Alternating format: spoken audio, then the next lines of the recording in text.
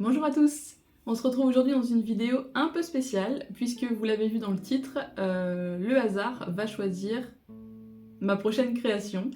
Je ne sais pas du tout sur quoi on va tomber, et j'avoue que ça me fait un peu peur, mais ça pourrait être sympa, et puis ça peut donner des idées, on peut faire des associations qu'on n'aurait jamais pensé faire sans ça, et du coup pour nous aider à déterminer quel sera le tissu et quel sera l'article en question, on va faire tourner deux roues, donc une avec le nombre des tissus que j'ai là à côté de moi, et une autre avec à chaque fois un type d'article différent, tout simplement.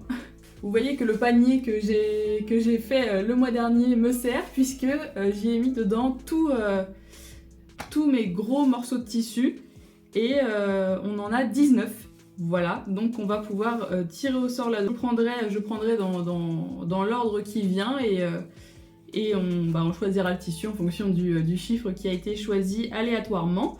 Et c'est parti, du coup on va éviter le suspense et on va faire tourner les roues. J'ai mon ordi sur les genoux et je vais vous incorporer en même temps l'écran pour que vous voyez en même temps que moi. Bah écoutez, du coup c'est parti, et on va commencer par le type d'article. Donc vous voyez dans ma roue que on a pas mal de choses. On va avoir soit les robes, les t-shirts, jupes, shorts, les vêtements bébés, donc ça contient vraiment tout, même les sorties de bain, etc. On va mettre tout ça dans la même catégorie. Un coussin, un sac, un panier, une trousse et de la décoration. La décoration, ça peut être toutes sortes de choses, ça peut être pour les chambres d'enfants, ça peut être pour une table, pour un salon, enfin voilà, peu importe. Je me laisse le choix en tout cas pour ça, si jamais on tombe là-dessus. Donc go, c'est parti!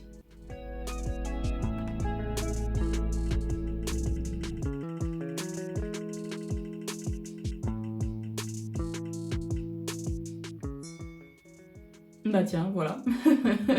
Décoration. Finalement, je crois que la roue m'a entendu. Donc je vais devoir faire une décoration, peu importe laquelle, avec le tissu qui sera choisi après. Donc on va voir ce que va nous donner la deuxième roue. Donc là, je vais enlever parce que j'en avais compté 20. Au final, j'en ai 19 tissus. Et c'est parti!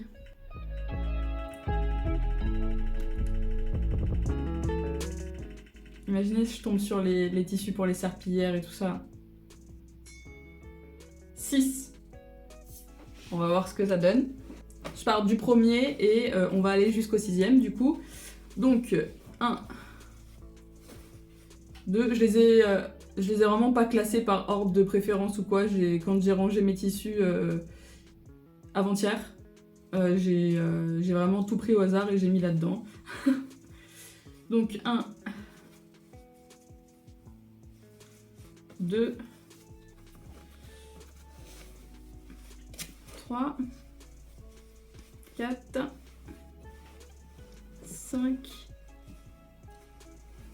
Oh! Ah bah voilà! Le hasard est sympa avec moi aujourd'hui, puisque le 6e, c'est celui-là. Et c'est un tissu que j'adore vraiment beaucoup, que vous avez déjà vu même plusieurs fois pour la confection d'une pochette et d'un sac, ainsi que d'un étui à lunettes. Voilà, donc je suis très contente. Alors je vous avoue que je sais pas encore ce que ça va être, j'ai pas vraiment d'idée précise d'articles de décoration, mais il va falloir trouver, et puis du coup vous allez voir ça dans la suite de la vidéo où je vais vous montrer du coup ce que ça a donné, la révélation avec ce tissu pour un article de décoration. Si le concept du hasard avec la roue comme ça est un concept qui vous plaît, j'en referai du coup plusieurs parties. Je trouve que c'est hyper sympa pour se challenger, pour s'inspirer. En tout cas, je pense pas que je vais m'arracher les cheveux sur cette création. Ça devrait être relativement simple avec le tissu sur lequel je suis tombée. C'est vraiment cool, je pense que c'est la chance du débutant, c'est pour la première vidéo, la roue a été sympa avec moi. Je pense que si je fais une partie 2, 3, peut-être que ça sera un peu plus compliqué, mais ça sera d'autant plus challengeant et encore plus sympa peut-être, à voir. Mais du coup, on se retrouve pour vous de suite et pour moi quelques jours plus tard avec la création en question pour découvrir tout ça ensemble. C'est parti! On se retrouve 2 jours plus tard pour découvrir ce que j'ai fait avec le tissu sur lequel je suis tombée avec la roue, celle qu'elle m'a donnée au hasard. Et pour tout vous dire, au début je savais pas vraiment trop quoi faire. J'avais pour idée au départ de partir sur les sets de table, puisque dans la vidéo de la semaine dernière je vous disais que j'avais prévu d'en faire, sauf que je me suis dit qu'il valait mieux attendre d'avoir un tissu déperlant ou voilà tout simplement quelque chose qui se nettoie facilement. Pour des sets de table c'est quand même plus pratique et puis au moins ils seront pas attachés, ils seront pas abîmés, enfin voilà, ils se garderont plus longtemps dans le temps.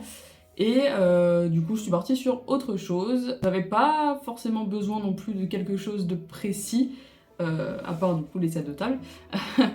Donc je suis tombée sur une vidéo YouTube. Je vous mettrai le lien en barre d'infos, c'est une chaîne que je suis et il présentait ceci. C'est tout simplement un petit vide-poche, comme ça, tout simple, avec des boutons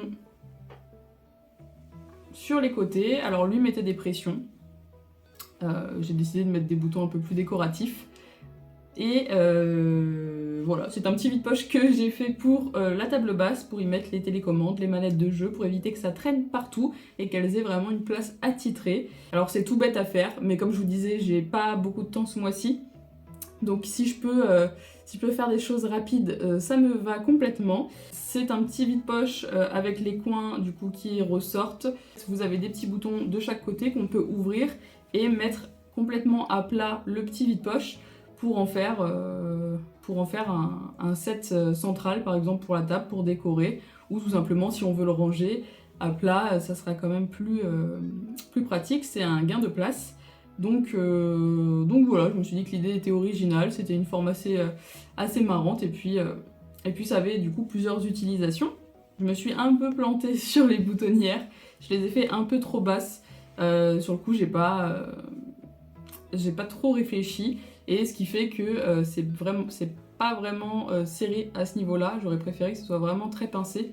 J'aurais pu aussi du coup comme lui mettre les pressions mais j'avais pas la pince à ce moment-là. Mais des petites pressions ici, ça aurait été un peu plus efficace. Ceci dit, les petits boutons comme ça, c'est quand même très joli. Donc j'ai mis des boutons bleus ici et des petits boutons dorés de l'autre côté. Et puis écoutez, voilà, ça fera entièrement l'affaire. Je vous mettrai des images, je vous insérerai des images pendant la confection pour vous montrer ce que ça donne sur la table. Voilà, c'est tout bête. De toute façon, je vous mets le lien, donc si vous voulez regarder la vidéo, vous pourrez aller voir.